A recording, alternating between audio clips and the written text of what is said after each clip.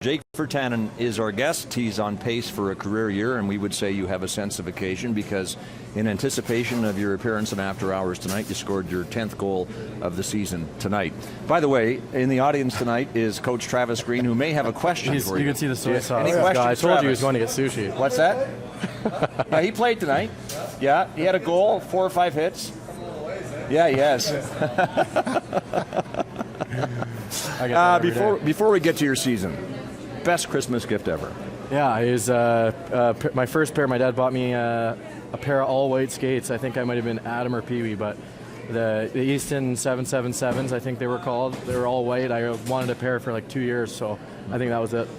All right, let's get to your goal tonight, which looked like it came out of a shotgun. Louis. Yeah, that was a blast. And you know what? Goal called back. To go back onto the power play, you go out there and you absolutely blast this one. Talk us through this one. Yeah, no. I knew we needed a couple more shots.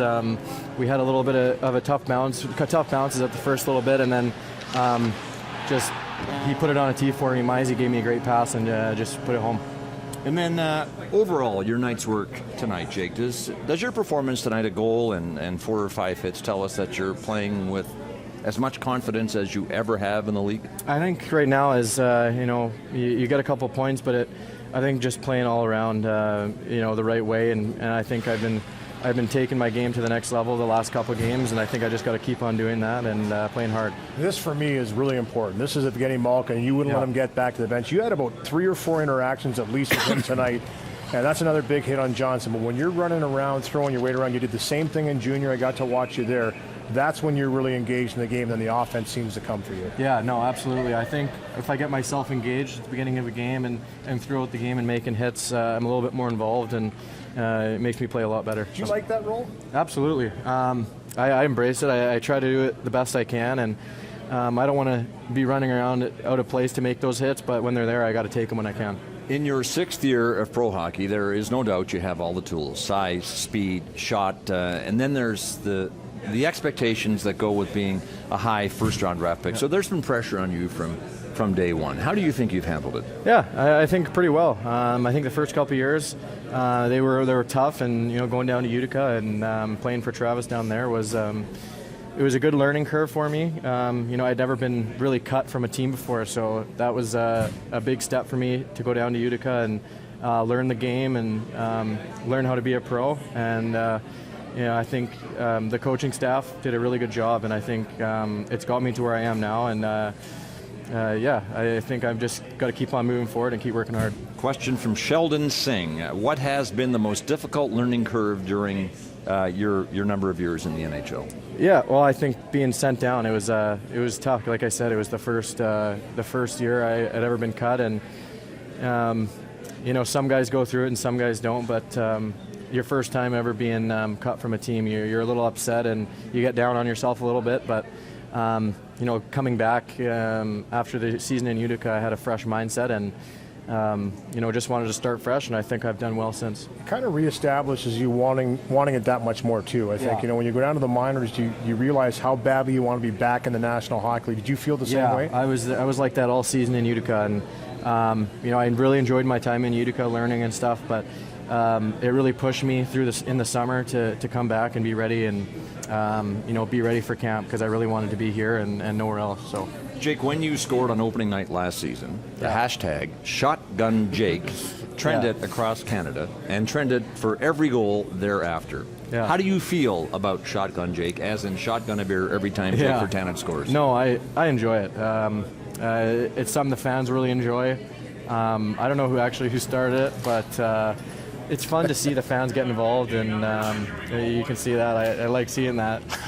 But being from here and getting the fans involved, I'll be walking down the street just on a casual day, and the people will be driving by, and people yell out their car, "Shotgun Jake." So it's cool. It's fun. I really enjoy it. So Corey Z asks, does the whole Shotgun Jake movement by the fans inspire you to push yourself harder, or do you just laugh it off as a running joke? Both. I think it's both. Obviously, I want to score as many goals as I can and help the team, but at the same time, it's good for the fans. And the guys always tell me after the game, they're like, "Are you going to shotgun a beer and do this?" But I usually just chill out and have some sushi in the room. And So you have not joined the Shotgun Jake movement yourself? Not yet. I'm hoping if I hit my 20 goal mark, I'll do that. You'd be pleased to make him Shotgun 20. Yeah, exactly. Here's a question from Stefan. Ask Jake, who is the best roller hockey player in our family? Yeah. For real, wouldn't be where I am without him pushing me. That, of course, is from your brother, Stefan Virtanen. No, my brother. He's a diehard roller hockey guy. As you can see there, we were playing in a summer tournament in California at North American Roller Hockey Championships, and he's played on Team Canada roller hockey. We have some good line mates, as you can see there. Hey, there's some big names in the Rally Cats roster. Yeah, Brendan Lemieux was with us, and Chase DeLeo. Those are a couple guys who, Raf too. Some big guys that we invited to come and play with us. Those are some pretty good jerseys. My brother made those. But Canucks helmet. Exactly. Yeah. No, we all got to have a good time down there in California. It's a great week to go down and play hockey. It's a different game, though, isn't it? Yeah. It's great for the hands, but a little different for the skating. Yeah, it's a lot of it's very it's like soccer. It's a possession game. You don't have anything. You throw it back. You set it up again. It's a fun game to play. I really enjoy it. My brother, all my buddies I grew up playing. I've been playing since I was little, so it's a really fun game. You're originally from Langley, moved to Abbotsford, grade 7, I believe, so you could attend the Yale Hockey Academy. Would you be in the NHL? Would you have made it as a pro hockey player without time spent at Yale Academy and the direction you got from Coach Brad Bowen? Yeah, I know. Brad's a big part of my life, and he coached me in Langley actually first, and I remember when I was like 2 or 3 years, or I was 3 years old, and me and my cousin, this is when we were just learning how to skate, and he kicked us off, me and my cousin, because we were horsing around is what he calls it. He kicked us off, and it was pretty funny, and we still to this day know it, but he's someone who, he's been my coach since I was a kid, so you got to give a lot of credit to Brad, and he's like my second dad, like I told you the other day. Mm-hmm. Yeah. Jake, you were a first overall pick by the Hitmen in the Bantam draft, and you certainly answered all of the pressure that went with that pick in your junior career. With your size, your speed, you could do almost anything you wanted with the Hitmen. Here's a collection of some of your big hits. Yeah. Your father, Reiner, says you couldn't wait to start hitting, even in Adam, when you weren't supposed to. Is that your recollection? Yeah, no, I loved hitting. I remember in Adam, the refs would always give me penalties because I was always hitting guys too early. We weren't allowed to hit till Pee Wee, but I was so into the hitting. I loved watching hockey on TV and how guys hit, and the hitting back in the day was a little bit more vicious, but I loved being physical. I played rugby in school too, so I think that kind of brought it in as well. And you're an old school hitter, and what I mean by that is you're pumping the legs right through your hit. You're ready for that contact, and you explode through it. All those hits I saw were clean hits. You're not coming up high. You're not taking head. It's shoulder to shoulder, but I say like Cam Neely used to do, or Eric Lindros. They just bulldoze right through a guy. Those guys were like Lindros was a big hitter. My brother loved him and watched his hits a lot, and.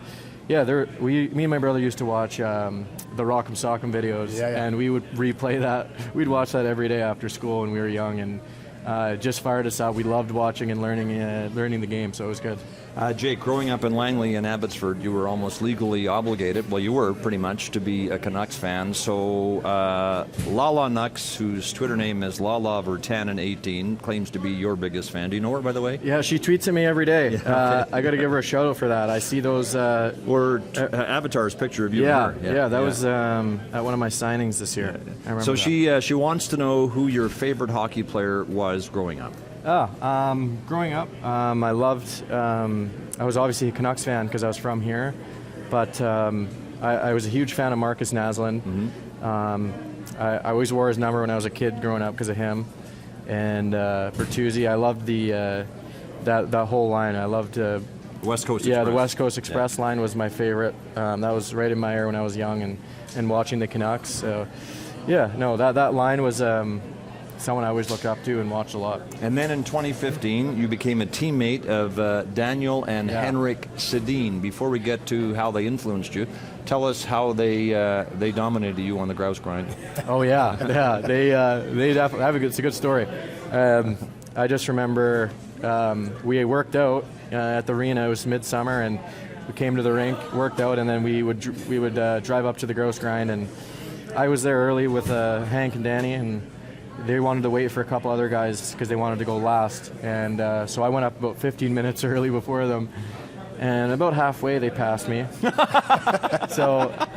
And they said we were going to have lunch at the top. So anyway. And they were finished lunch by the time you yeah, got there. exactly. So I was hurt, and I get to the top. And they had, I don't know what they had for lunch, but they had a nice full, some fancy salad for me with a big chicken breast. And I looked at it and I said, oh gosh, here we go. And that was my first year. And I said, this is what it's going to be. And they crushed it in, I think, 31 minutes or something. So 32 minutes. So and they probably still could. Yeah, they probably. Yeah, I think they could probably do it faster now than they did earlier in their careers. Okay, and with respect to how they influenced you overall, Ty Party says, how was it having the Sedins mentor you as a hockey player, not only on the ice, but in this case, off the ice? Speak to that. No, they obviously growing up watching them and watching them and you can see I loved playing with them and being their line mates. But they're such good guys. I loved playing with them. But off the ice, they did so much for the community of Vancouver, and I loved playing with them. I loved being their teammates. I think when they still come into the rink nowadays, I always get a big hug from both of them, which is awesome.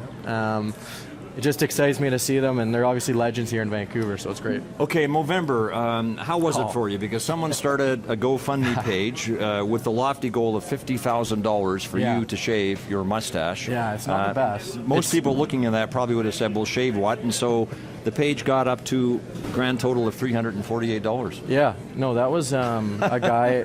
because I was the Movember captain for the team this year. Yeah. So they asked me to do a page, so we did it, and then some guy asked me, how much should we raise for you to shave that thing off? It's not very nice. So I tweeted back first. I said 500, and I said, okay, that's a little aggressive. So I said 50 grand, and then that's all we got. That's all right. It goes to a great cause, so that's awesome. Well, whatever the amount is. Yeah, exactly. That's awesome. But 348 at 50,000, wow, fell a bit short. Yeah, just a little bit. But you did make a significant financial impact at the Canucks Autism Network 14th annual fishing trip at Haida Gwaii. Yeah. Tell us about that and meeting Christian Stoll. Yeah, Christian. I spent a lot of time with Christian at the fishing tournament. It's a great place to go. I've been up 2 years in a row now, and it was a great time. I really enjoyed it. I love going up there. I love fishing. So Christian was a great kid. We really enjoyed each other. We read a couple of books together. I got to know him a little bit, him and his dad there. Yeah, they were the guests of honor. Yeah. Christian, we should point out, is on the autism spectrum. Yeah, exactly. And, we got to spend some time together on the boat a little bit, and I ended up catching the biggest fish of the tournament. And 34-pound salmon? Yeah, it was 34, I think. Yeah, just about 34, so... at the end of the day, I got it with an hour left in the tournament, and the guy who was leading was right beside us. So that's $200,000. Yeah, right? It was $200,000, and Nolan Baumgartner won it last year, and he donated the whole thing back, and thought I'd do the same. I think it was for a great cause and something that should always be given back. Right. I think. Okay, we have often thought on this program of starting a segment called "Show Us Your Ink." Tats are special if they mean something, and this one on the inside of your right bicep certainly does, so you can explain it. Yeah, no, this is for my buddy Ryan Donaldson, who committed suicide when I was my second year junior. He was one of my best buddies growing up. We went to school together, played roller hockey right there, as you can see. Spent a lot of time together. There's my cousin JJ in the background with his feet up there. But no, Ryan was a great player. I have no doubt in my mind if he was still here today, he would be probably in the NHL with me.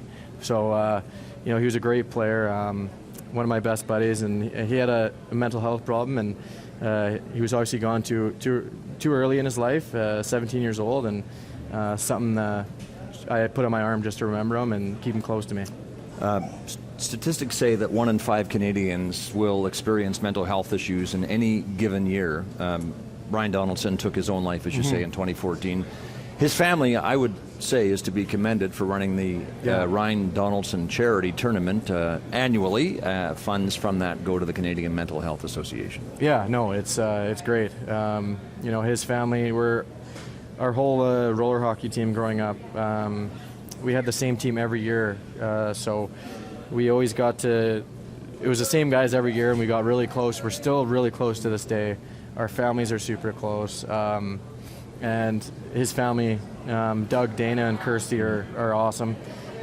They put on that his tournament every year, and we get to go, and it's all the kids we grew up with that were friends with Donnie, and we get to see all our buddies and remember and have a great time, and obviously raise money for a great cause, and it's awesome. Thank you, Jake. Really appreciate your time tonight. Best of the season to you. Merry Christmas. Thank you very much, guys. All right, Jake Virtanen of the Vancouver Canucks was our guest on After Hours.